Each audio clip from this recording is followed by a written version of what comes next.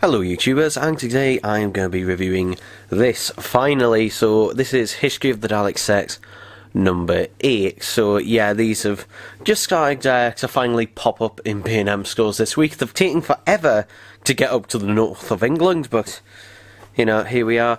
Taking a quick look at the packaging and backdrop.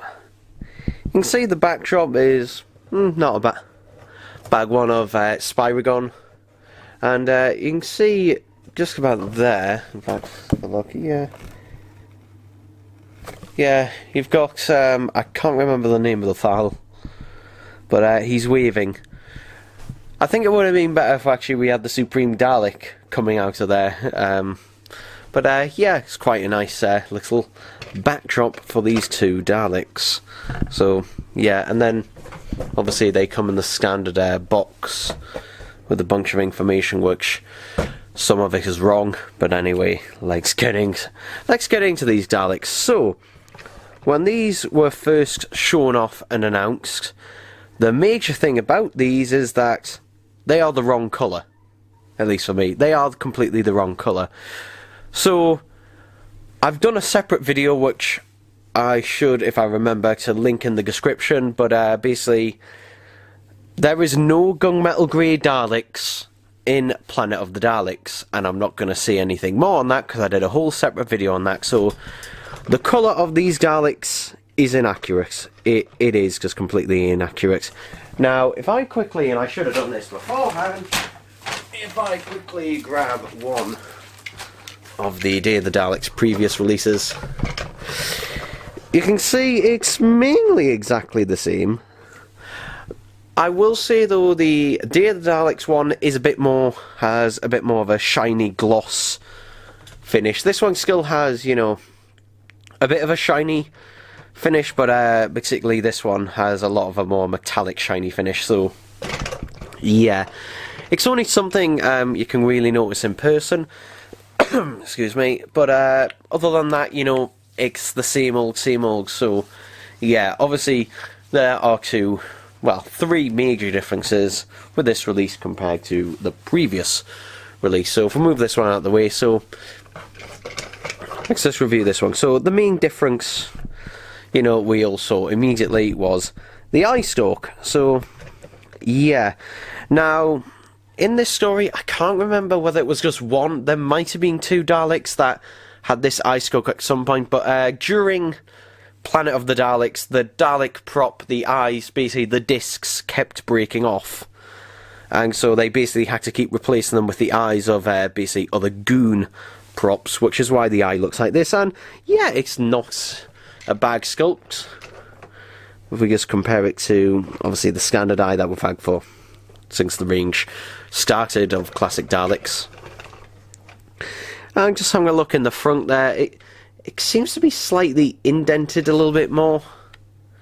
I don't know, it seems to kind of have the sort of rim round the end to try and make it look like the bit of perspex that's around the front of it. Don't know, just something about it just makes it look slightly odd from the front.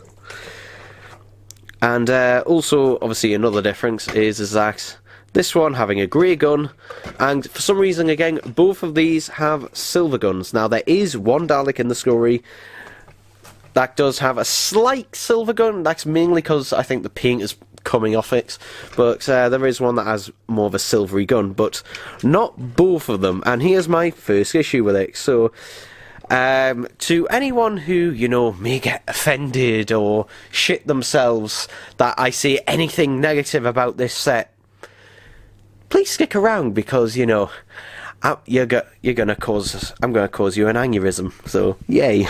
But basically, why are these both exactly the same? Why are these both exactly the same? Like, Aldebar's reasoning behind this is there were so many variants to do for Planet of the Daleks, but then why are these both the same? There are many different shades of grey in Planet of the Daleks. Why not do one of the other greys? In fact, why not do a grey that was actually in the story? Why not do one with the Supreme Dalek and then one with the Invisible Dalek, the spray paint one? So why not do that? I don't know why this is the case. And then we've got this, which, yeah, the dome lifts up. And to be honest, to give him credit, this is a fun little feature. This is a fun little feature to basically be able to lift the domes up, just like in episode 5 of Planet of the Daleks. And yeah, unfortunately, the mutant is literally just a flat sticker. And that's the disappointing part. And also, there's nothing keeping this dome on, so it will just flap on there. It is literally nothing keeping it on there. I initially thought these were magnets and it, would stay on via magnets, but no, that isn't the case. It's not even friction or anything or clip. It literally just rests on there, which is a bit annoying.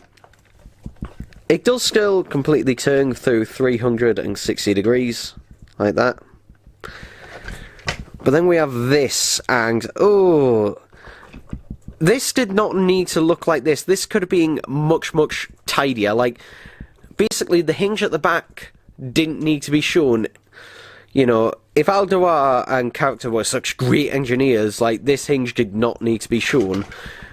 It could have been hidden under here. It would have to make this go bit slightly more forward, but yeah, unfortunately that isn't the case. What I would have liked is if they'd taken, for example, the same sort of sculpt that they used for the 3 3/4 inch mutant scoop and kind of had it on here, because there is a bit of a brim around here and there is a bit of basically a gap. So there's just enough to have something like sculpted or engraved into this. Like even some wires or something engraved into this, but not just a sticker. Like, not just a sticker. This does feel pretty cheap as a result. It does. It just feels pretty cheap, and yeah. And this is, pretty ugly at the back as well. Obviously, the dome, as a result, is slightly thicker at the bottom section here, which, yeah, on their own looks fine, but if you put it next to another one, it does look a little bit off.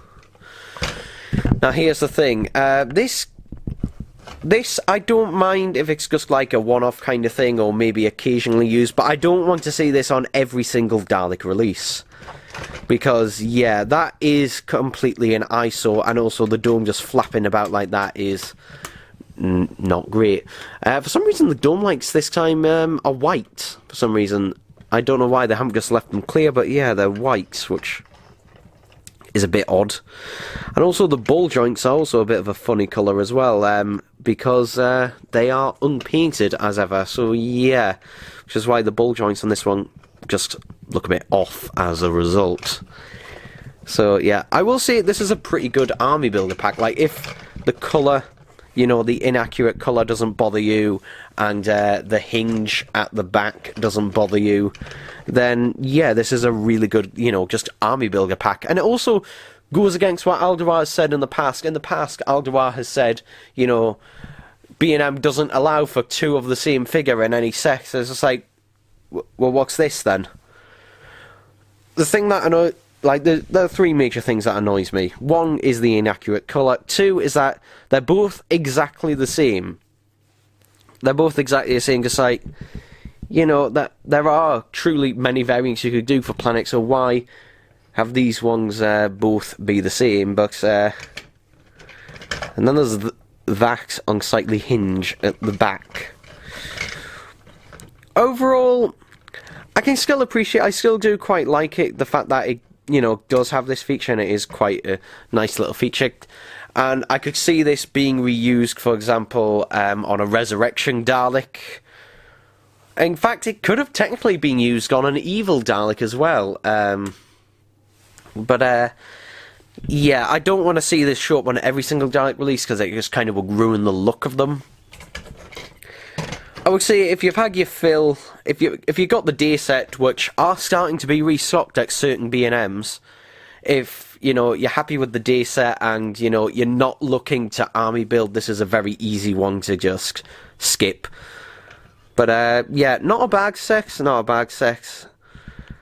but it has a lot of problems.